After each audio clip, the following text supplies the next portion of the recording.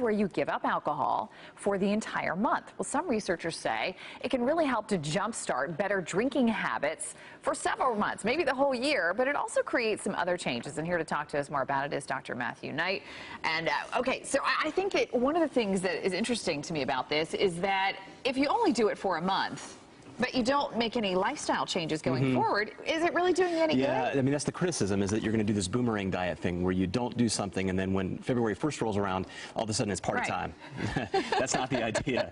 The idea is to assess your relationship with food in some cases, or alcohol in this case, and see how it impacts your life. And when February 1st rolls around, maybe have a better attitude towards alcohol and the effect it has in your life. I mean, the reality of it is that a lot of Americans drink heavily. That's more than 2 drinks a day.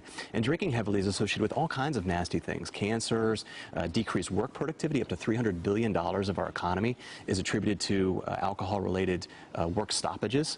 You can get pancreatitis, you can get liver problems, you can get cancers, and it goes on and on and on. So the idea is if you're drinking a little bit or a lot, and you take a month off, you can reassess where you are, take that month, have perspective, realize you don't have to go to that cocktail party and have that beverage in order to be social. Or just have one beverage. I mean, I think that we always talk about all things in moderation, and there are benefits of drinking red wine, but I think the problem is that we maybe imbibe a little too much. Yeah, I mean, there's hundreds of articles showing that red wine has a positive effect on cholesterol and our lipids and our heart function, but there is just as much evidence to suggest that drinking has negative health effects, including breast cancer. And the problem is that it's all about habits. So take people who smoke, for instance. People get in their car and they smoke a cigarette, or they come home from a long day of work, and in order to relax, they have a cigarette. Well, alcohol tends to play that same role in people's lives, where they have 1 glass of wine with dinner, but then it becomes 2, and then maybe it becomes 3.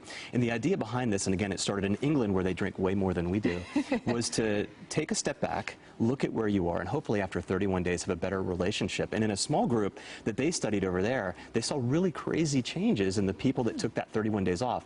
The 71% reduction in drinking the remainder of the year, and actually 10% of people stopped drinking altogether just by taking that 31 days off.